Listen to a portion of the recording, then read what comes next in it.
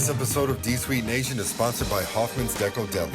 Now at their brand new location at 444 Saginaw Street in the heart of downtown Flint, Heath Hoffman and his staff has provided the Flint community with deliciously fresh food for the past 11 years. Whether you're stopping in for lunch, looking for catering for your corporate event or meeting, or simply stopping in for a hot cup of coffee, Hoffman's has something on the menu for you. Hoffman's Deco Deli, guaranteed to make your day a little fresher. Good afternoon, everybody. Welcome to the D-Suite Nation. I'm live from Flint. I'm with phenomenon Steve Levels. He's a football legend here in Flint. The Levels name is synonymous with the game of football.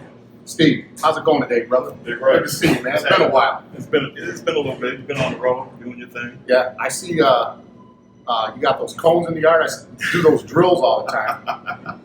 They stay in the yard.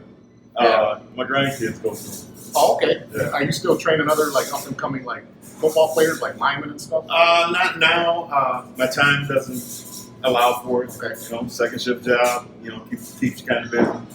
Okay. You still work with Matt Dingle? I want to give Matt Dingle a little shout out. As a matter of fact, I still try to get him to play every now and then so I can rough him up. But he's still a big guy. Yeah, He should have played. I grew up with him. Grew up on the same street. I love Matt. Good to see him. Well, when people hear the name Steve Levels, the first thing they think about is football, because your life has pretty much been predicated around your family and the game of football. So, like, what was like the first organized team? Like going back to when you were like a youth, what is your first memory of playing organized football? Organized football for me started at Pierce Elementary. Okay. I didn't know you were a Pierce Arrow. Never knew that. Okay. Go Arrows. Yeah. Flag football, that's what it was. We didn't really have a tackle league back then that I knew of. And then, that went over to Whittier Middle School, where I played my 7th grade year, and I ended up catching pneumonia, sat out my 8th grade year. And so, it was just being able to watch on the sidelines, coughing up and lung and everything. But I'm glad I didn't play. It added a little more tread on the tires. Oh, okay. Now, when you got to Central, your freshman year, who were the big, like on the varsity level, who were the big names on the varsity level? Oh, wow. Because I know back then, man, Central was always a powerhouse back then. Larnell Sykes, and I'll bring him up first because down, I think it was on Belmont, down, and they had a creek around, over there, Mm-hmm. and Larnell played running back, and we actually watched him run down the street and jump over the creek. Are you kidding me? No, I'm not. No. And there's that bend that comes around and everything. He ran, took off one Wow. jump, almost made it. I couldn't believe it. Okay. And he was phenomenal, at running back too. His huge size, real fast track guy. But he was one of the guys that I remember. David Johnson, DJ. Yeah. I mean, little DJ because they had Daryl, but David was somebody. Daryl, that's what I was thinking of. Daryl. They call Daryl DJ. Yeah. Well, they called him both DJ, but it was just like the thing with Flint Central was that you had a lot of families, like you do at any school. You had a lot of families, and one preceding the other, and they just happened to be great players. Now, your brother Randy played before them. Is that right? Randy, yes, he did, and he came out in '84 with the '84 team with David Birds. That Daryl team was loaded. Tony Zabo, Jim Abbott. Mr. Ufinger said that team he had more individual superstars on that team than any team he's ever coached. Well, have you ever looked and seen? He didn't say it was the best team. He said it was the most loaded. I was just saying that. You guys were supposed to be loaded with this. Wow. He said they had more individual superstars. What was that, the '94 team? Yeah. Okay. But he said we came together more as a team than anybody he ever coached. Yeah, well, you had to make it so far in the playoffs. But yeah, I remember that '84 team. They were on that page all the time, and they're always talking about that Ann Arbor. Was it Pioneer or was it Huron? I believe it was Pioneer. What? I guess we got robbed in that game somehow. That's what I heard, but at that point, I was, just a little kid watching and everything. I'd get to watch either Randy or Jim throwing up long bombs Yeah. to T Green. Oh, Another Flint legend that just was a phenomenal athlete. Period. I think Tony Zabel played with them too. Yeah. Could you imagine? I mean, do you have the numbers on how many people from that team got scholarships to D1 programs? I would have to take the time to think of that. Yeah. Because we'd be here a while. There was a lot. Yeah. There was a lot to look at in the Flint area around that time. Yeah, Jim Abbott was on that team. David Burks. Yeah. I know somebody just mentioned something about him today, and he wound up playing in Wisconsin. As a matter of fact, Fred Jackson, his dad, so he got on there and mentioned something about his dad actually got him to go to Wisconsin. Oh, Yeah. okay. Yeah. Now, here's something I didn't know until about, I think it was about 8 years ago. Mr. Ufinger joined about 8 or 9 of us at Luigi's little reunion party. And it's something I did not know was that Flint Central is the only school in the city that has won in the playoffs in football. Now, I guess first thing I thought it was Flint Southwestern. Rick Leach was there. I don't know if there wasn't a playoff system yet. I don't know how that worked.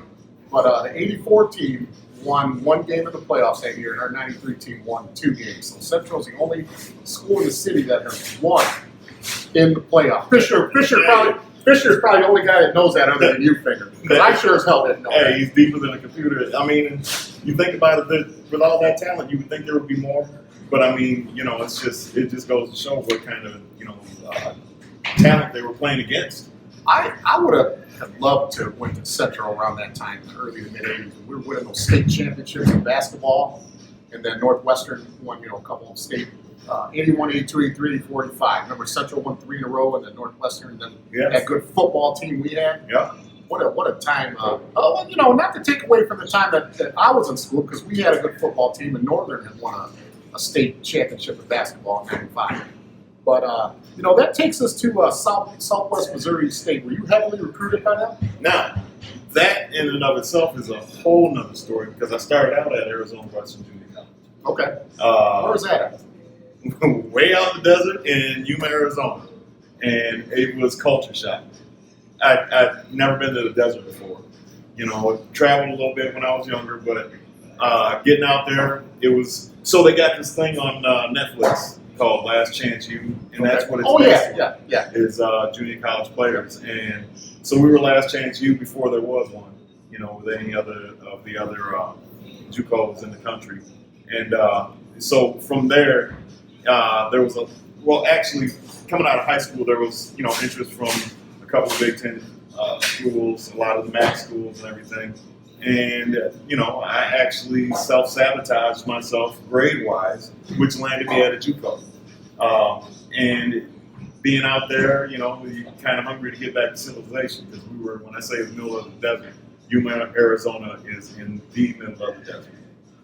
So when you went to college, see, I know you as a linebacker. That's what I know you as. But I know you played both sides of the ball. Man, I'm a football player. Oh, you're a football player. Now I am. Was. Yeah, but when you got to Yuma, Arizona, and then maybe even Southwest Missouri State, were you primarily a linebacker? Yes, and the thing was, so like with Indiana University and Michigan State, and most of the MAC schools, they wanted me to play the strong safety position, and I'd never played it before. That wasn't strong safety.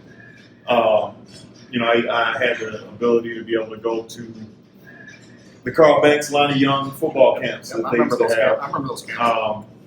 And, I remember one time Pepper Johnson mentioning that, because he was a guest there, him, Courtney Hawkins, Coach Hawkins. Yeah. He told me, he said, you know what, you can do this on Saturdays. Well, I kind of believed him. And so that ended up taking me to just figuring out that I was a linebacker. So when I ended up at Arizona Western,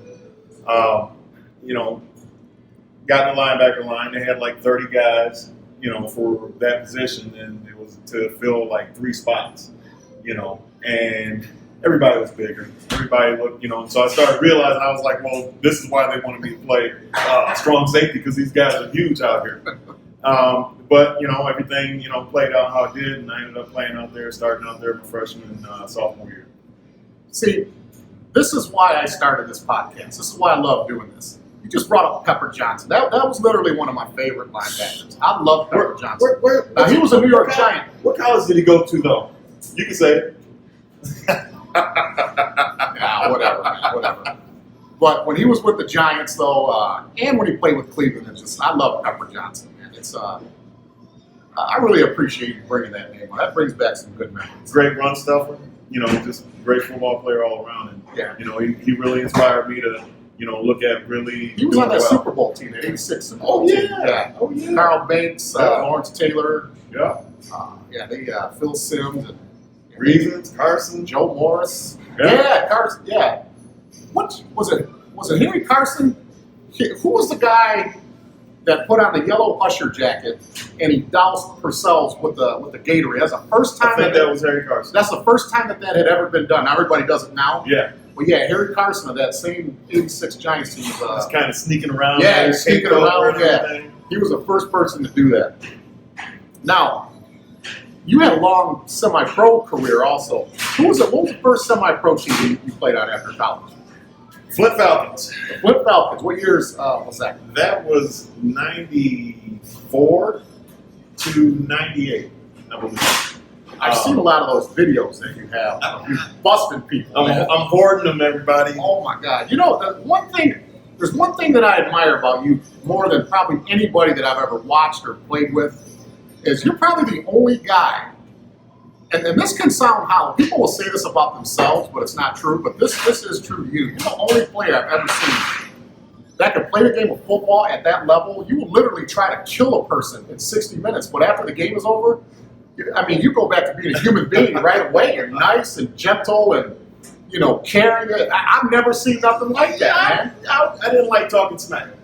I know that. I had a lot to prove, but I didn't like talking smack. It was just like, you know what? We're gonna prove what we're gonna do by our actions. And if that meant that I had to draw on the LT, all the guys that we used to watch and Mr. Mason. Okay, so with Mr. Mason, before the pre-game, he'd have NFL film. Yeah, Steve Sable, he had the same ones. He played that. We probably watched the same Crunch Time, Dick Butkus, Jack Lambert. Yeah, we watched the same film. I was keyed up out of my mind, just sitting in the training room, ready to go. And so those are the guys that had me in my mindset when I was playing ball. I forgot about those films. Yeah, get your ankle taped up, and he's got the films playing. I forgot all about that. Now, there was another team you played for. I see you talk about a lot. The Matadors. Now, the Matadors was Arizona Western, and that's the college. Yeah. Okay. The Matadors.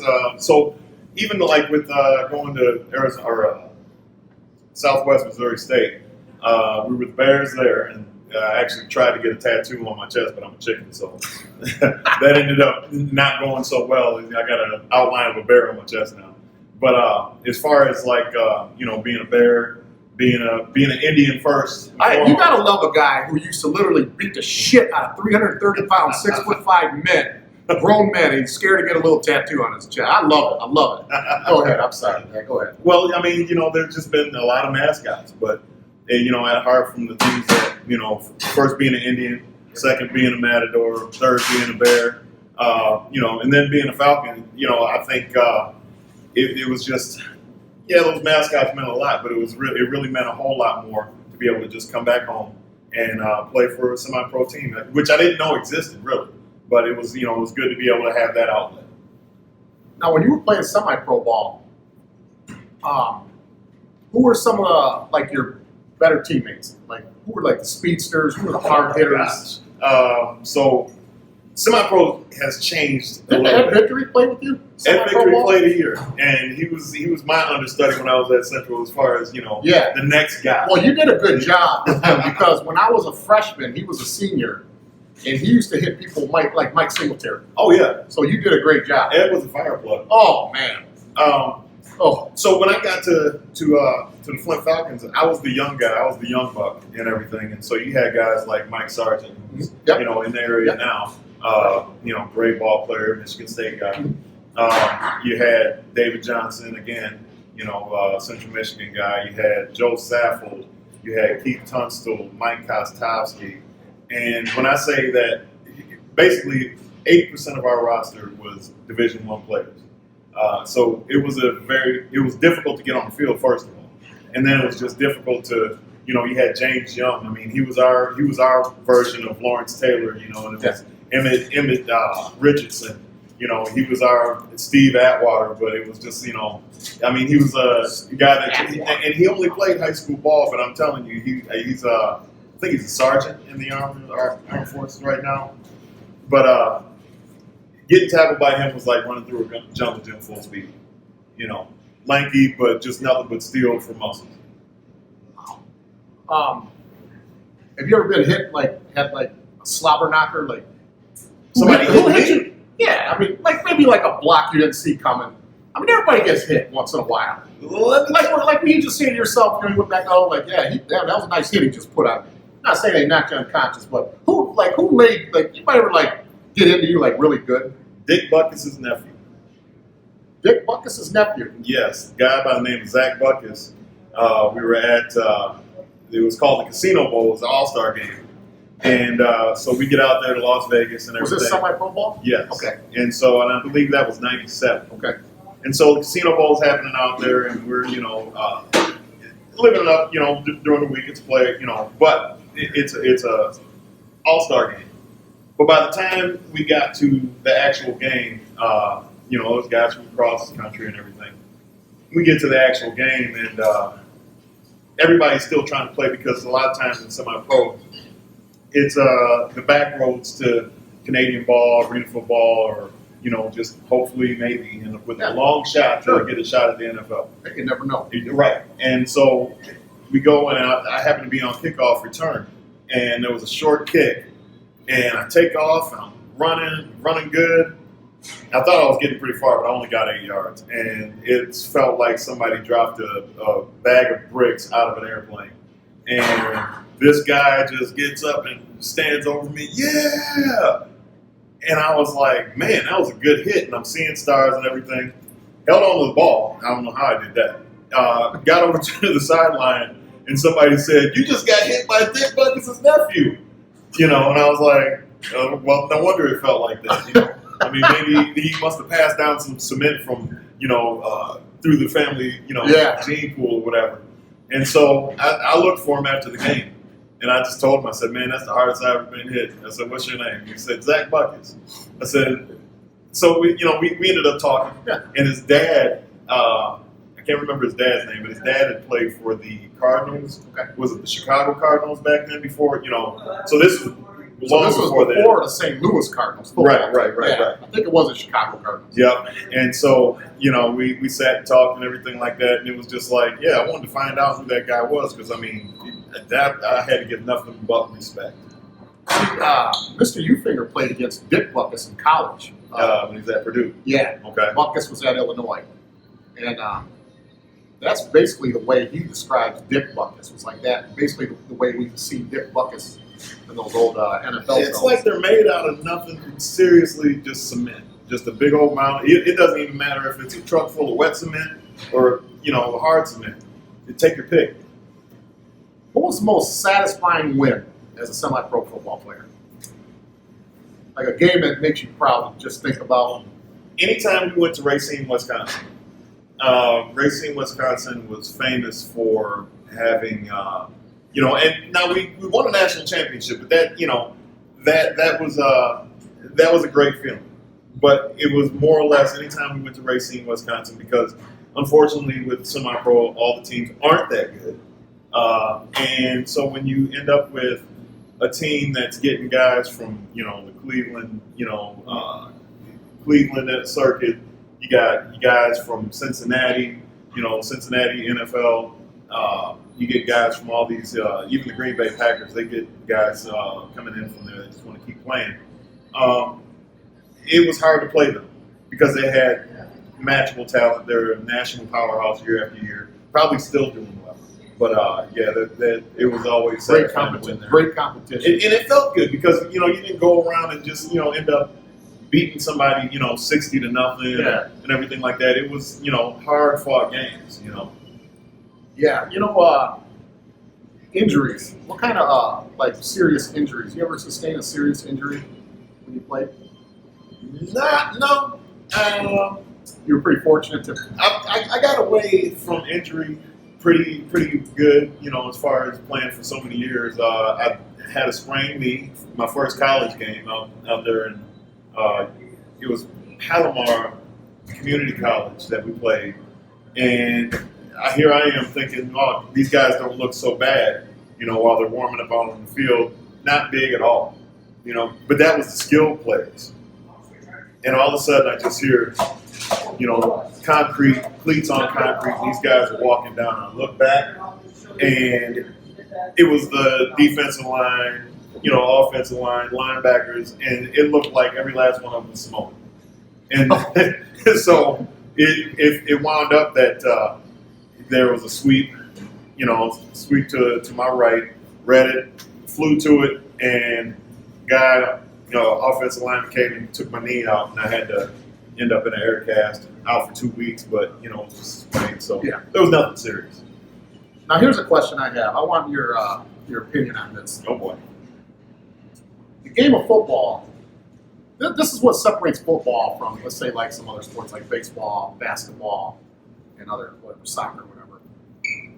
Is football a game where, like how a father would kind of force his youngster to play football? Is football a game where you should really be forcing your son to play football? Because what if he doesn't want to play, but then you kind of thrust him out there anyway? Do you think football should be a game if a kid is playing football, it's because he wants to play? How do you feel like a father kind of forcing his son to play? From a macho, masculine standpoint, you're going to play football. Yeah, because what if the kid doesn't want to play, and then he's out there playing against kids that are hungry and wild animals, and what do you think about forcing your kid to play a game of football? Well, it's not a great idea. Because there are some guys that, seriously, from football hurts, and it doesn't love you back, So, for all intents and purposes, you got to love the pain that's associated with it. Yeah. Being uncomfortable, pretty much all the time. I remember anytime football season was around, I'd have, my wife would call them, Cherie would call them my horns, because I'd be bruised on my forehead, from breaking the helmet in. My head would be swollen and everything else. And, she's probably like, his head's getting swollen now. Look at him out there on his podcast. But, no, it really is one of those things where it's you'll know if your kid wants to play because you can't keep them from it. And the main thing is that you just teach them how to play safe. I know that there's a lot of talk and issues with head trauma that people are concerned about with now. And, that's a real thing. So definitely real. You don't want to have somebody out there that is, not being the hammer. Yeah. Because sometimes you are going to be the nail, but you got to be okay with it. And you got to, shake it off a little bit. They have protocols now that you look like you get a big hit, and they'll take you out and take care of you. But you still got to be able to say, you know what, I'm going back out there because that guy just got the best of me. That's not in everybody. I agree. That's a good answer, and that's why I asked that. I pretty much agree with everything you just said. Now, Steve, time to have some fun now. Here we go. We have kind of like an all NFL team. I don't know if you really want to call it all NFL team or if it's really our favorites. Kind of a mixture of both. But we kind of ran down, the running backs, quarterbacks, receivers, so on and so forth. So we're going to start with the running back position, and we're going to start with Steve's picks first. We have two guys for most positions. A couple, there might be three. My team's winning. I'm calling it already. I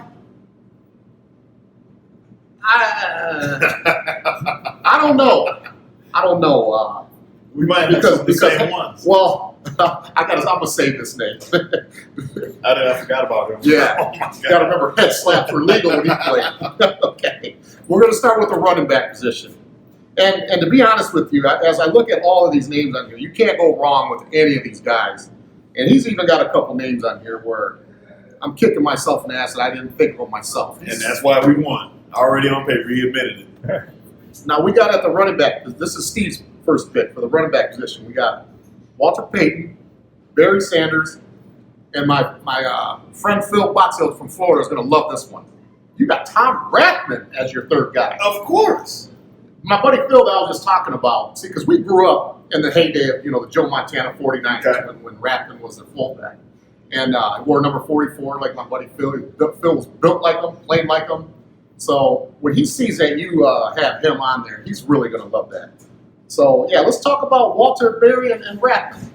So I want to start out with, Rathman, because that's who I would normally see first if I was. Because my main thing is I want to pick guys that I would have trouble playing against and want to try to raise my play to meet up against them. And Tom Rathman, as far as, him being a great blocking fullback from Roger Craig and just in pass protection, overall. That's a guy I wouldn't want to meet, but if I had to meet him, it's like, what, you're in for a long day, and he's leading on all the ISOs and everything that. And it's like you got a guy that's just coming, and you got to prepare yourself to say, what, I got to try to make him quit. So he's the first problem, and then there's Barry Sanders. And when people talk about Barry would have been great if he had a fullback in front of him, well. Corey Schlesinger. He did a good job. But was he Tom Rathman? No. Okay. No. And I don't know who the guy that was blocking for him at Oklahoma State, but I mean, Barry with a fullback, Barry by himself is phenomenal. But with a fullback, you kind of wonder what he would have done in the league. Just how that would have looked. But then you got Walter Payton, all-time favorite. Mainly because, yes, Jim Brown paved the way. So many other players paved the way before them. But, there's just something about sweetness that, you hear a name like that and then, you try to tackle them. And it's like trying to tackle a bucking bronco or something. Yeah, you think about how hard Walter Payton played every single game. He only missed one game in his career. Yeah. One game in his career. The hill by the Weldon shop? Yeah. That the hill? Yeah. Get over there and run those hills, Watching That's what he did all the time, is run hills. And watching that, the first time I saw that, I said, you know what? If that's what he's doing, then I'm not going to cry about, Hollick over there telling us to go hit the hill or anything like that. It was something that was a necessity. If you wanted to do what these great ones did or even have a chance of doing it, then you had to do what they were doing. Well, Walter Payton was arguably the best to do it. I mean, I still think Barry would have broke his record had he not retired so early. Maybe it's possible. It's quite possible. But I mean, if Emmitt Smith did it, I mean, that's not taking anything from him, but they were running, neck and neck when it came down to rushing time. I still think Corey Schlesinger was decent, even though I'm not comparing him to Tom Rathman. He was decent. Oh, he was okay. He was all right. Now, I also had Barry on my list. We just pretty much covered Barry. Now, I had Jim Brown. Now, okay, he's one of two guys that I have on my list that is on my list that I've never seen play because I wasn't born. I am solely basing my opinion on Jim Brown on when Dick Butkus was asked, who did he not like playing against? And first Butkus said, hey, nobody ever bothered me. I like playing against everybody. Yeah, but Dick, who's the one guy? He said, I just told you. Anybody. They said, just give us one guy that gave you headaches. He said, Jim Brown. Oh, yeah. He said, Jim Brown. Now, when Dick Butkus says Jim Brown gave you headaches, I got to go with Jim Brown. Like I said, I wasn't alive when he played, but I'm not going to be dismissive of what he did. I don't know. He was a specimen of a man. I mean, he was bigger than everybody that he was playing against. I mean, he was an extremely, for that time, offensive lineman didn't weigh that much, and he outweighed a lot of them. I saw about 4 or 5 years ago, it was one of the years where the Cavaliers were in NBA Finals. And at right before the jump ball, Jim Brown was sitting courtside at the Gund Arena, or whatever they call that over now in Cleveland. He was sitting at courtside, and when Brown get warmed up for the jump ball, he looked at Jim Brown, and he kind of gave him a little bow. And it was like a nice moment in history.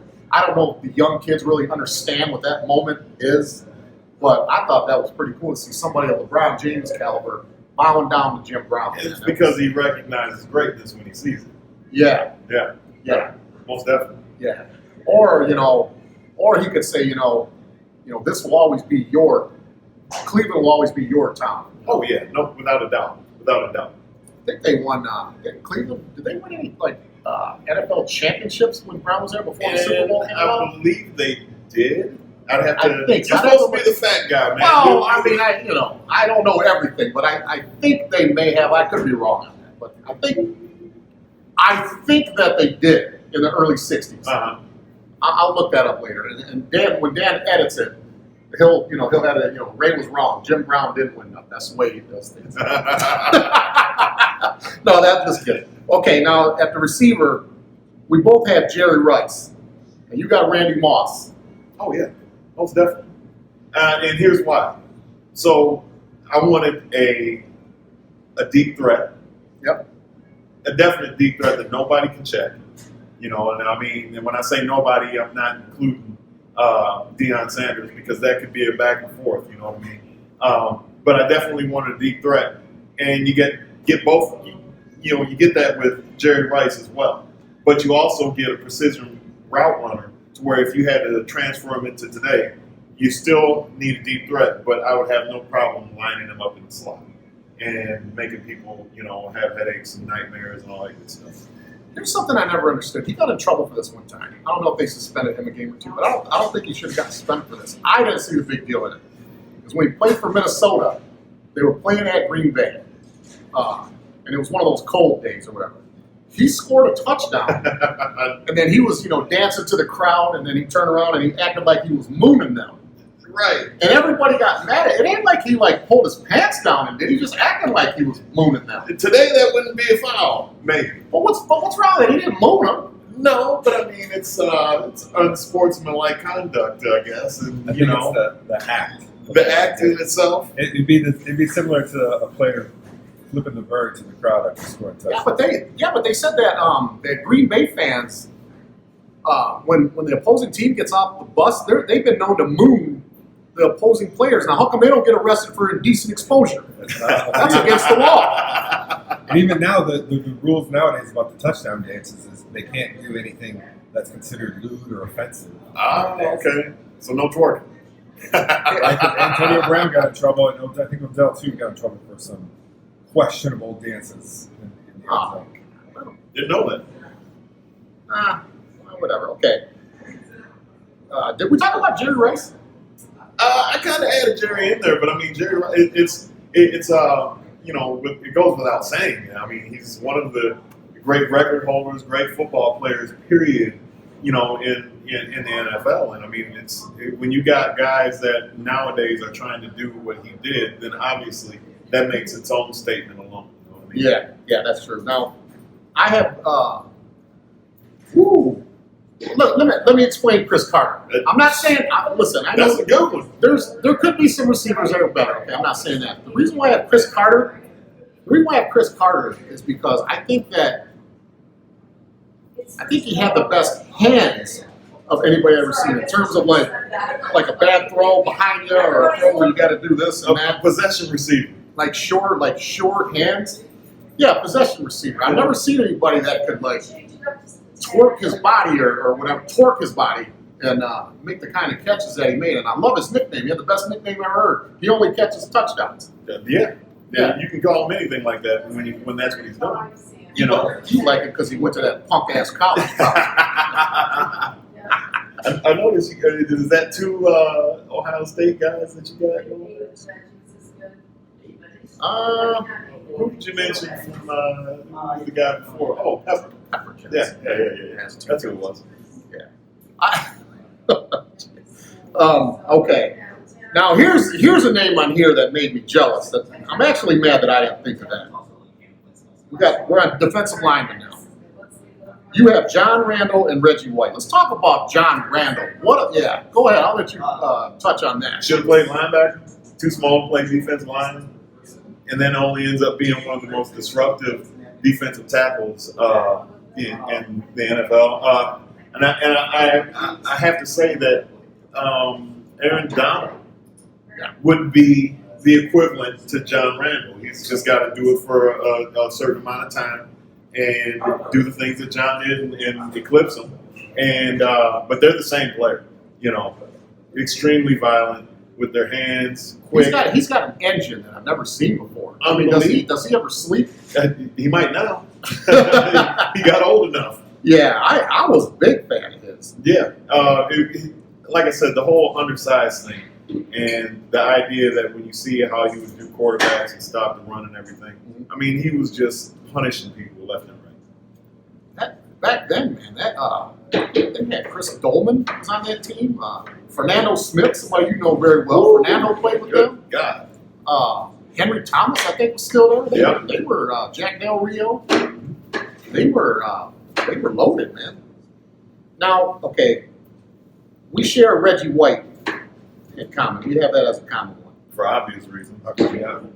Now, let me ask you this. We already know how great he was, okay? Yeah. As a matter of fact, he's the reason why when I play football, I try to do the rip and club like every single time. Because if you utilize that, and you know all about technique and all that, Yeah. if you utilize that move properly with your footwork, the rip under the armpit, and then clubbing a guy, Yeah. if that's used correctly, you can literally do that to any lineman.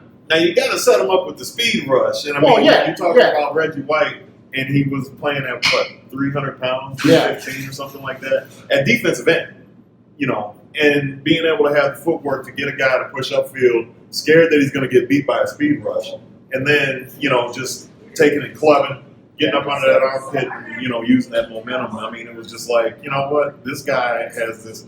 Reggie White has this tackle scared to death. Yeah. And and not to mention, he's throwing a 300-pound man. Yeah, I mean, throwing him way over there. Yeah. John Runyon saw Yeah, him. Runyon, quite a bit. Willie Rofe. I seen him toss Willie Rofe one time for the Saints. Yeah. He died of sleep apnea. That's how he passed away. He had sleep apnea. Now, Tom Jackson said about him, he said, you think of everything that he's accomplished on the football field and the kind of player he was, what would he have been if he would have been a mean person? Like, what if he was a mean person? There would have been, like, rule changes. It would have been the beginning of Indomitable Sue. I mean, because here's the thing. I was thinking Joe Green is what I was thinking. Joe Green wasn't. You ever seen that? Here's Yeah. You ever see, I think they're playing the Philadelphia Eagles. I'm talking about Joe Green and the Steel Curtain. The play is dead. Joe Green is walking, that way, walking there to wherever he's walking to. And there's an eagle that's like walking by real quickly and violently. He doesn't even look at the guy. He just, bam, really, really hard on his cage, man. He was just mean, man. He probably said something to deserve it. He Probably. wasn't that mean. More than likely. His grandkids might be watching. Yeah. Yeah, he might have did that. Here's the other guy of historical importance that I have on mine that I wasn't alive when he played, but I have Deacon Jones. This is the guy on my entire team that would make me say, I don't know if your team would beat my team. It's this guy right here. And I'm trying to think of my tackles that I picked. I'm just like, sorry guys, they got Deke over there. David Deacon Jones. Now, to those who don't know, he's the one who invented the term sack. Quarterback sack. Back when he played, they didn't keep track of sacks. There was no such term. That's what he called it. I'm gonna sack the quarterback. It's like devastating the whole city, sacking the city. He said something like that. And he used to do those head slaps. Yeah. And which are obviously illegal now. You can't do them now. But, If you get caught. But he gave people concussions using those head slaps. Like, I don't know about concussions, but he would put people on Queer Street with those head slaps. And The double head slap that he was doing it. He was doing it all. Now, this is what they say. I would have to see this to believe it.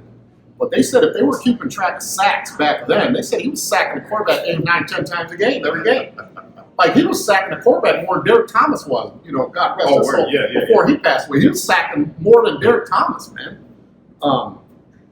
I'm kind of mad that I didn't think about him. But I'm saying the same thing. I don't have him either. I didn't think of him either. That's because I didn't think of him. Had I thought of him, he would have been on my list. Yeah. But I wrote my list kind of fast and all that. Okay, now we go to the linebackers. Man, you got a good linebacking core here, man. You have Ray Lewis, LT, and I really love Junior Seau you have on here. Let's talk about Ray Lewis. Man, what isn't that? You can say anything and it's probably going to be right. He had an engine too. I said nobody had an engine like John Randall, but I take that back. Ray Lewis had an engine also. Listening to his story and what motivated him, obviously after he was done playing, and he just the whole drive that he had, to be a great linebacker, try to be the best that ever done it. He's trying to climb through the ranks of Willie Lanier, Mike Singletary, Dick Butkus, Sam Huff. He's climbing through all these guys, and even some of the more contemporary guys, and then he winds up where he is, and that just is a huge testament to just the type of drive that he had to have, because everybody in the NFL is good.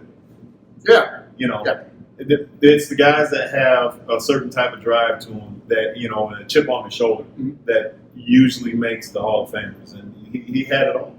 Fast enough to cover backs, cover, receivers, tight ends, and everything, tough enough to stop the run.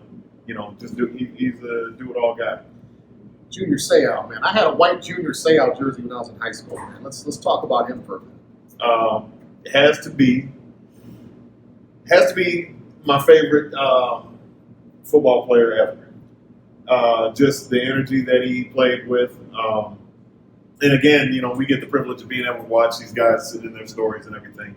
And just to hear his story again, the backstory to a lot of these guys' success is why they were so successful.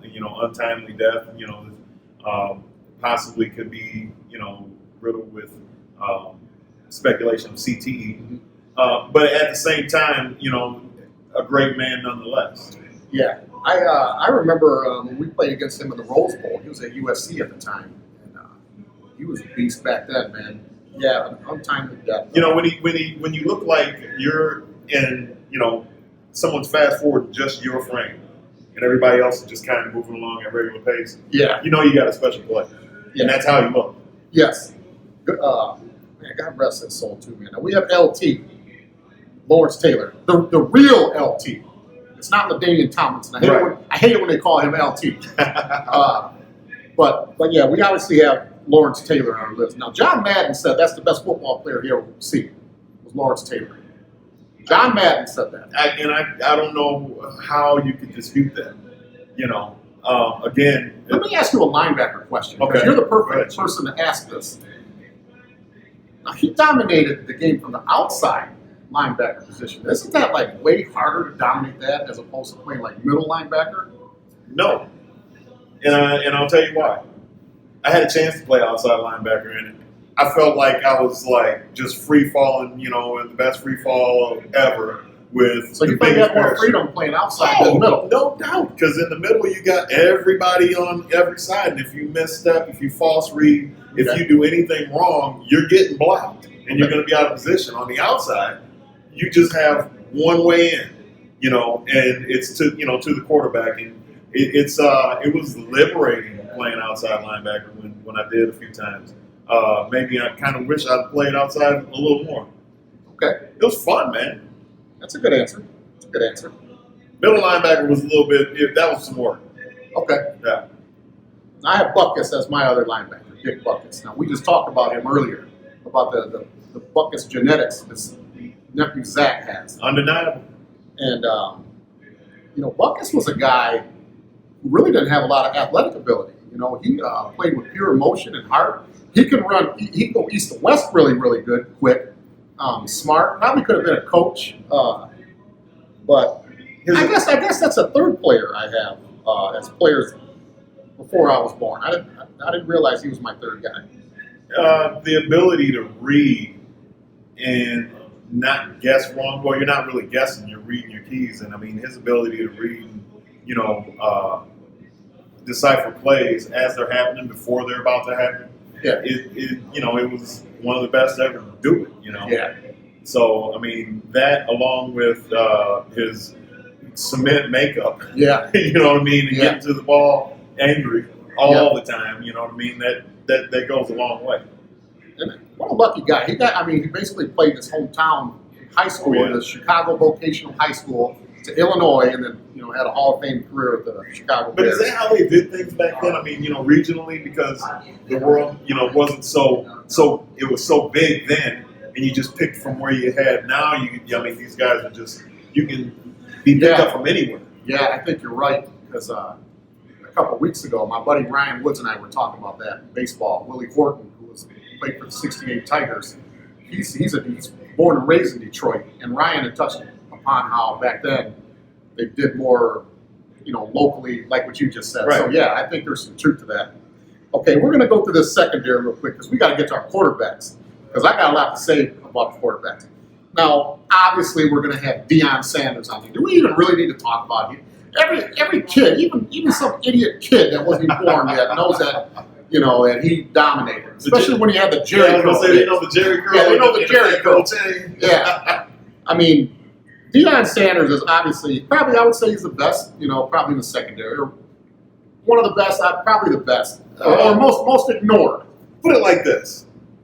So when we came up and had Madden, to play that, I mean, it was just one of those things to where if you knew that he could shut down one side of the field, then that's who you wanted. Yeah. Okay, you have Ronnie Lott. Trying to hurt people. Yeah. All times. And he told him to cut the finger off. Yeah. He had the bad finger. I had Charles Woodson. It's not because he went to Michigan. Hold on, let me explain. It's not because he went to Michigan. Because he was a shutdown corner. He was a shutdown corner. He tackled in space well. Okay. Longevity, he was his last year in the league, he was still one of the top corners. Yeah. I know he played in over 13 or 14 Pro Bowls, and he's the only player in history a part of the 50-20 club. 50 interceptions, 20 sacks. So there's something to be said for that. Didn't he win a trophy or something like that when he was in college too? Yeah. What's the name of that trophy that they give to offensive players, but they gave to him because the quarterback? So he wasn't playing quarterback at Michigan too? The last defensive player to win. Yeah, the only defensive player to win, not the latest, the only. Okay, quarterbacks. Talk about John Elway. And we're not even going to talk about Tom Brady. Well, actually, I'm going to talk about Tom Brady. Well, John Elway. I like that John Elway. So real quick, like I said, I want guys that are going to, on my team that are going to submit you, hurt you, or do whatever. And when it came down to Elway, he was not going to hurt you physically. He was going to hurt you mentally, because if you left any time on the clock, you knew that you could lose. Yeah, Elway, man. 5 Super Bowl appearances, 2 wins. That's impressive. All time. Yeah, very impressive. Yeah. Okay, I have Brady and Montana. Now I'm going to talk about both of them at the same time. Okay, yes, he's 6 Super Bowl wins. Okay, I understand that he has 6 Super Bowl wins, and Montana. You want controversy on? And Montana. You want controversy on your team? And Montana had 4. Okay. Okay. Now, Tom Brady, if he ever meets Leonard Marshall, he ought to shake his hand and say, "Thank you for making me the greatest quarterback of all time." Because before that hit, they were getting ready. That was the NFC title game. That was the end of Joe Montana. Basically the end of Joe Montana. Yeah. The guy almost died from that hit. Yeah. They went 14-2 that year. They were getting ready to win their 3rd straight Super Bowl. The only team in history. They were going to win 3 straight. And then that hit happened. So that would have been 5 Super Bowls. Who knows if he could have won another one after that. Anytime somebody brings that hit up, I feel my back hurt. And then we're talking about a guy that almost died. He went to the Chiefs and took that, as old and banged up, so he took them to the AFC title game. So Brady is the best, but he's not that much better than Joe Montana. Oh, wow. No way. Leonard Marshall. If that's the case, then Tom Brady needs to be sending Mo Lewis checks, some of his game checks to get him in the game. See, he's got that billionaire wife or girlfriend or whatever. She's a billionaire. Giselle. It's kind of like how Magic Johnson don't have the AIDS virus no more because of the money he has. I think that with the money Brady has, he's taking some kind of pill that gives him the fountain of youth. He's probably going to play 8 more years. No, he's cloning himself, in his spare time. Well, he's doing something. He's going to come up with a cloning company. Okay. Now that ends the show. I got to end it with this though. Okay, I got to say one thing about Steve. This is what makes You're going to make him spit out my coffee. This is what makes him him.